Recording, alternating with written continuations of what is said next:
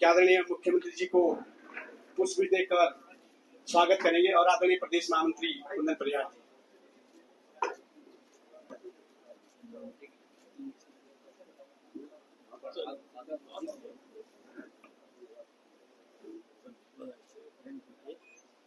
अब मैं आदरणीय प्रदेश अध्यक्ष जी से अनुरोध करूंगा कि हमारे देश के यशस्वी प्रधानमंत्री नरेंद्र भाई मोदी जी के 12 वर्षों की उपलब्धि पर एक भारत श्रेष्ठ भारत की एकाएक चित्र आदरणीय मुख्यमंत्री जी को सप्रेम भेंट करेंगे।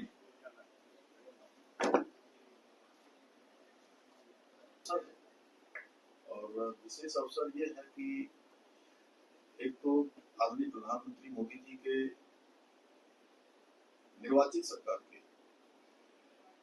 12 साल का कालखंड पूरा हुआ और उसमें से भी प्रधानमंत्री मोदी जी देश के ऐसे प्रधानमंत्री हो गए जो जनता द्वारा निर्वाचित अनवरत रूप से 12 वर्षों में गति दी है, दिशा दी है, उनको आगे बढ़ाया है, उसके परिणाम दिए हैं। आज देश और उत्तराखंड दोनों ही विश्वास के साथ आगे बढ़ रहे। विकसित भारत के लिए विकसित उत्तराखंड एक ऐसा संकल्प लेकर हम लोग प्रधानमंत्री जी के नेतृत्व में काम कर रहे हैं। कांग्रेस के पास विरासत में मिली राजनीति है, जबकि भारतीय जनता पार्टी के पास जनता से मिला हुआ विश्वास है।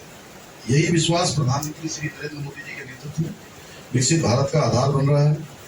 बहुत सारे ऐतिहासिक निर्णय प्रधानमंत्री मोदी जी ने और उनकी सरकार ने इन 12 वर्षों में लिए हैं, चाहे वो अनुच्छेद 370 कश्मीर में समाप्त करना हो, पूर्ण रूप से भारत के संविधान के दायरे में कश्मीर, जम्मू और कश्मीर को लाना हो, श्री राम मंदिर का निर्माण होना हो, 3 तलाक पर प्रतिबंध लगाना हो, नागरिक संशोधन कानून पड़ोसी देशों में, ये भी कोई सामान्य बात नहीं है। देश के अंदर इतनी सरकारें आई, कभी उनकी चिंता नहीं हुई कि जो पाकिस्तान में हमारे हिंदू भाई रहते हैं, सिख भाई रहते हैं, बौद्ध रहते हैं या जैन रहते हैं, उन सभी को यहाँ की नागरिकता देकर उनको यहाँ पर शरण देना, उनका यहाँ पर ये कानून लाकर उनको वैध तरीके से यहाँ पर हर तरीके से सुविधाएं देना, इज्जत देना, ये काम हुआ। हमारे राज्य में भी बड़ी संख्या में, मुझे लगता है कि कई हजारों की संख्या,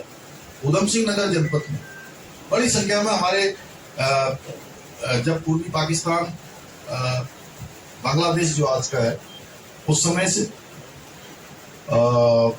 समय जो विस्थापित हुए लोग थे, वहां से शरणार्थी के रूप में यहाँ आए थे, उन सभी को इस नागरिक संशोधन के आने से उनको सभी को जो है यहाँ पर वो सब चीजें मिली।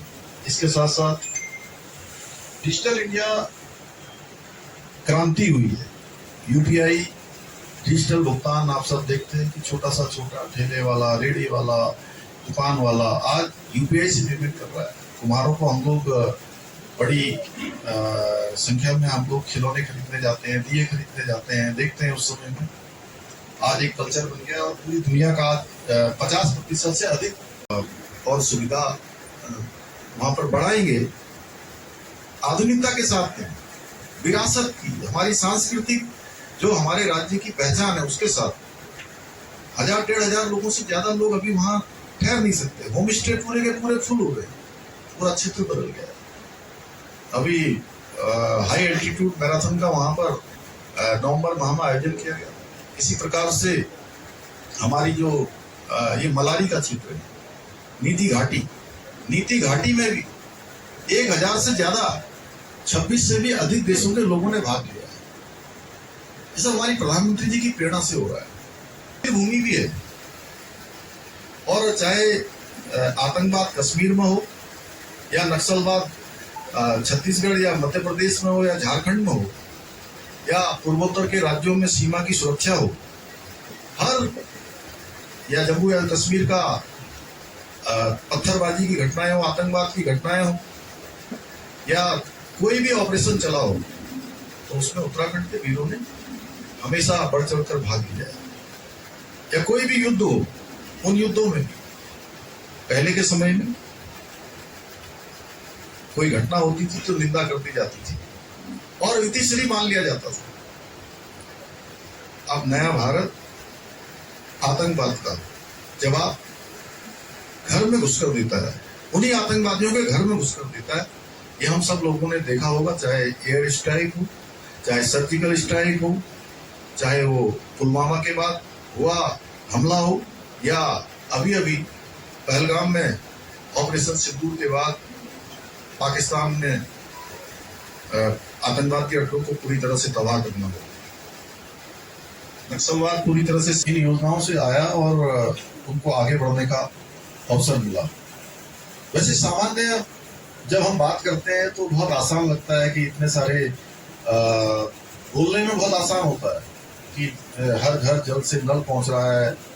जब पहाड़ों में हम पहले के समय को याद करते हैं, दूर तक सर में जो है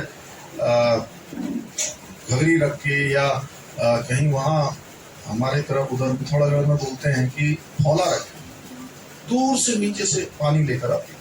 हमने देखा, अपनी दादी को देखा, माँ को देखा, चाची को देखा, तो बड़ा कठिन काम था। और जब हम स्वच्छ भारत अभियान की बात करते हैं, इस इज्जत घर की बात करते हैं, तो सवेरे से लेकर शाम हो जाती थी, अंधेरा होता था। अगर किसी का पेट भी खराब हो गया तो रात का इंतजार करते थे कि कैसे जो है वो शौच के लिए जाएंगे। तो इतनी कठिनाइयां जीवन में होती थी। और किस प्रकार से भारत योजना, मुझे लगता है कि सभी ने अस्पताल का एक प्रमाणिक सरकार उन्होंने लगातार देश को देने का काम किया। और इस समय देश की जनता के अंदर आत्मविश्वास भरा है, उम्मीदें लगातार धरातल पर उतर रही हैं।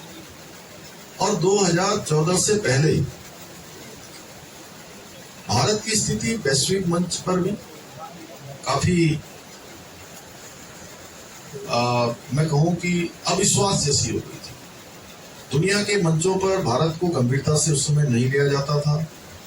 बैंकों की हालत बदली थी, देश के अंदर व्यवस्थाएं बदहाल थी। और 2014 के बाद एक पारदर्शी नेतृत्व प्रधानमंत्री मोदी जी के रूप में देश को मिला और देश के वैश्विक मंचों पर भारत का मान बढ़ा, सम्मान बढ़ा, स्वाभिमान बढ़ा, हर क्षेत्र में कीर्तिमान बढ़ते चले गए। और आज भारत आत्मविश्वास से भरा हुआ है, सुरक्षित और विश्व में आज सम्मानित राष्ट्र बन चुका है। उससे पहले के समय में, कांग्रेस के समय में योजनाएं बनती थी, कागजों पर बनती थी और वो पूरी भी नहीं होती थी। आज मोदी सरकार में योजनाएं बनती भी हैं और धरातल पर उतरती भी हैं। पद्मश्री और अंतर्राष्ट्रीय शूटर, अनेक कीर्तिमान जिनके नाम थे, जिन्होंने देवभूमि समेत पूरी दुनिया के अंदर भारत का मान बढ़ाया, सम्मान बढ़ाया, भारत के तिरंगे को लहराने का काम किया। अनेक खिलाड़ियों को प्रशिक्षण देकर, शिक्षण देकर आगे बढ़ाने का काम किया।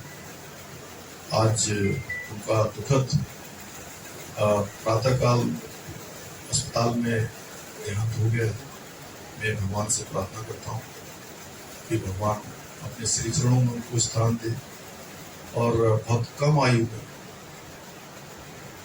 49 साल की आयु में ही वो हमारे बीच से चले गए। सचिन परिवार के लिए बहुत कष्टकारी है। भगवान के सभी पारिवारिक जनों को, शुभचिंतकों को, प्रशंसकों को ऐसे समय में शक्ति प्रदान करें। ओम शांति, ओम शांति, ओम शांति।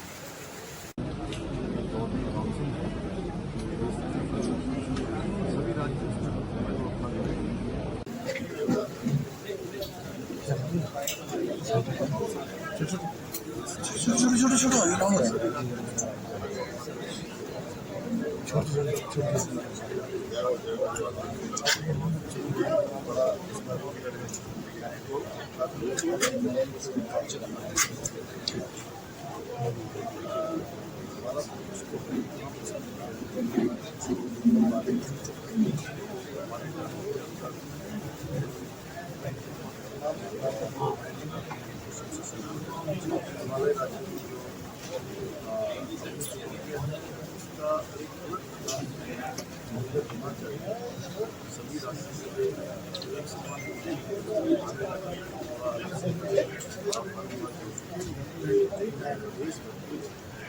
बस लगभग हमारी जनसंख्या आबादी उससे 8-10 गुना ज़्यादा हमारे यहाँ बहुत बड़ा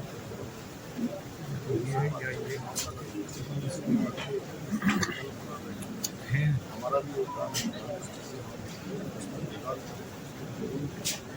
उत्तराखंड की खटीमा विधानसभा की जिम्मेदारी सर आपको मिली है और प्रवास के लिए कब से सर रहेंगे, क्या कुछ पूरी रूपरेखा रहने वाली है? वो हमारे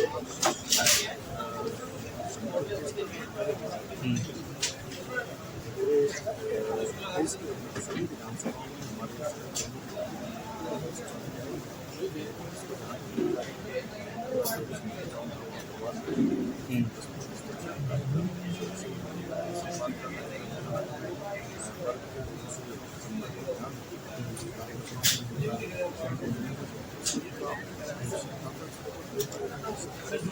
ठीक है सर।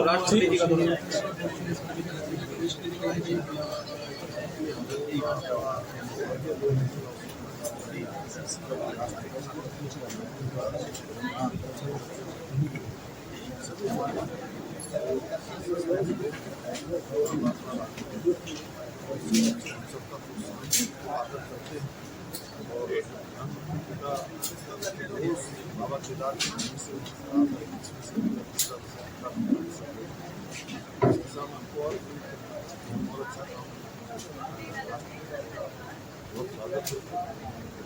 ठीक है सर।